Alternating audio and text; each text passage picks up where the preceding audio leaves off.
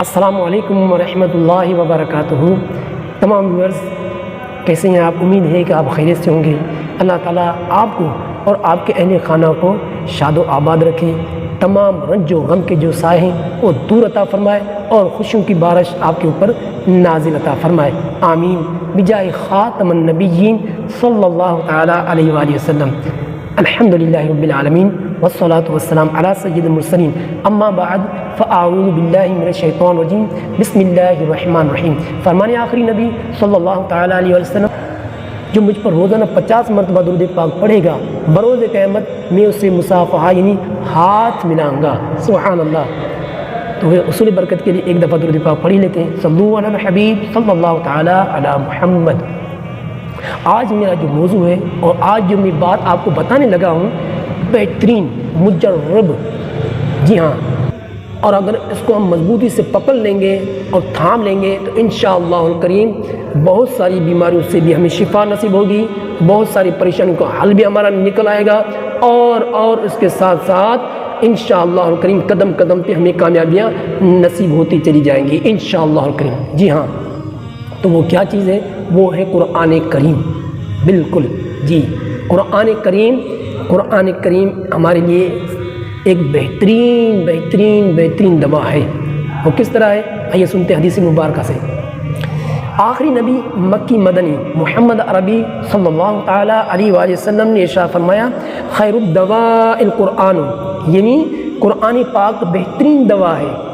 جی ہاں، الحمدللہ، اللہ پاک نے قرآن کریم ہمارے لیے شفا اور رحمت بنا کر نازل فرمایا ہے۔ اس بنا پر قرآن کریم ہمارے جسم، دل اور روح سب کے لیے شفا ہی شفا ہے۔ سبحان اللہ۔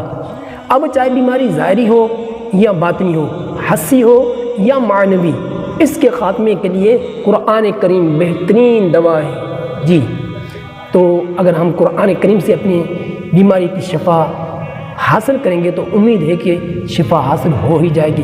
وہ کس طرح ہوگی؟ اس کے لیے دو بنیادی باتوں کا ہونا ضروری ہے۔ دو بنیادی باتیں، اگر اس پہ ہمارا عمل ہوگا تب جا کے ہمیں قرآن پاک سے شفا حاصل ہوگی، قرآن پاک سے ہماری بیماریاں دور ہوں گی، ہماری پریشانیاں دور ہوں گی، ہمارے جتنے بھی رکے ہوئے کام ہوں گے وہ سب سنورتے بنتے چلے جائیں گے انشاءاللہ الکریم۔ وہ دو بنیادی باتیں کون سی؟ پہلی نوٹ کر لیں، ذہن میں آپ بٹھا لیں بالکل۔ پہلی بنیادی بات، قرآن کریم کو صحیح مخارج کے ساتھ اور قواعد و ضوابط کے ساتھ پڑھنا۔ جی ہاں، اگر ہم صحیح معنی میں صحیح مخارج کے ساتھ قواعد و ضوابط کے ساتھ نہیں پڑھیں گے تو فائدے کے بجائے ہمیں الٹا نقصان ہو سکتا ہے۔ اسی طرح نماز میں بھی یہی معاملہ ہے کہ علماء کرام فرماتے ہیں اگر نماز میں قرآن پاک غلط پڑھا اور معنی میں فساد آ گیا تو نماز فاسد ہو جاتی ہے، یعنی کہ نماز بھی ٹوٹ جاتی ہے، نماز نہیں ہوتی۔ تو اب چاہے نماز میں ہمیں قرآن پاک پڑھنا ہو، چاہے ہمیں شفا کی نیت سے پڑھنا ہو، چاہے ہمیں اپنی پریشانیوں کو دور کرنے کے لیے ہمیں کوئی قرآن پاک کی صورت پڑھنی ہو تو صحیح مخارج کے ساتھ پڑھنی ہے، تب جا کے ہمیں فائدہ ہوگا۔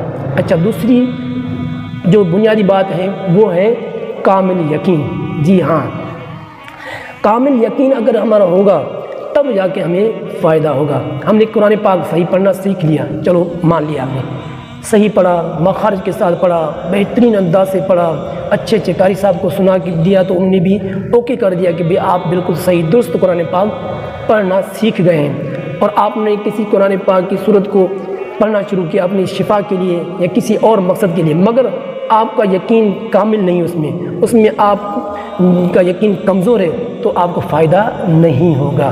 جی ہاں، آپ کو بالکل کامل یقین رکھنا ہے تب جا کے آپ کو فائدہ ہوگا۔ جی ہاں، کس طرح؟ میں آپ کو حدیث سے سناتا ہوں۔ حضرت عبداللہ بن مسعود رضی اللہ تعالیٰ عنہ کے دم کرنے سے ایک بیمار کو آرام آ گیا۔ رحمت عالم صلی اللہ تعالیٰ علیہ وآلہ وسلم نے ارشاد فرمایا، آپ سے ارشاد فرمایا اس کے کان میں کیا پڑھا؟ تو آپ نے سورہ مومنون کی آیت 115 تا اختتام تک سنا دی۔ ارشاد فرمایا یقین رکھنے والا شخص اسے پڑھ کر پہاڑ پر دم کر دے تو وہ بھی ریزہ ریزہ ہو جائے۔ دیکھو، حدیث سے ثابت ہے کہ اگر کامل یقین ہوگا تب جا کے ہمیں قرآن پاک سے فائدہ حاصل ہوگا۔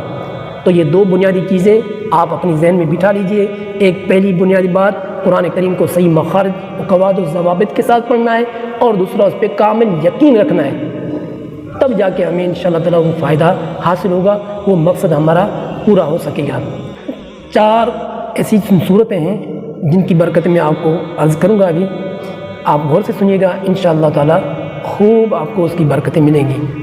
اگر وہ پریشانی آپ کو ہو اور آپ نے وہ صورت سنی اور آپ نے پڑھنا شروع کر دیا، تو امید ہے انشاءاللہ الکریم وہ پریشانی آپ کی دور ہو جائے گی۔ تو پہلی صورت سورہ نساء، سورۃ النساء کی برکتیں۔ گھر کو قبضے سے بچانے کے لیے سورہ نساء لکھ کر لٹکا دیجئے۔ بارش یا آب زمزم پر یہ سورت دم کر کے خوف زدہ کو پلا دیجئے، خوف دور ہو جائے گا۔ سوتے وقت اس سورت کی تلاوت احوال کی درستی، امیدیں پوری ہونے، قبولیت دعا اور رزق و برکت کا سبب ہے۔ سبحان اللہ۔ دوسری سورت سورہ مائدہ کی برکتیں۔ جہاں یہ سورت لکھ کر لگا دی جائے وہ گھر چوری سے محفوظ رہے گا۔ اس سورت کو پانی پر دم کر کے پی لینے سے پیاس سے حفاظت ہوتی ہے۔ سوتے وقت اس سورت کو پڑھنے والے کی دعا قبول ہوتی ہے اور اسے برکت ملتی ہے۔ نمبر 3 سورۃ الانعام کی برکتیں۔ اس سورت کی پہلی آیت 7 مرتبہ پڑھ کر دم کرنے سے جسمانی تکلیف دور ہوتی ہے۔ اس سورت کے زعفران کو یا زعفرانی رنگ سے لکھ کر 6 دن پینے سے پلی کی بیماری اور دیگر جسمانی تکلیفیں ختم ہو جاتی ہیں۔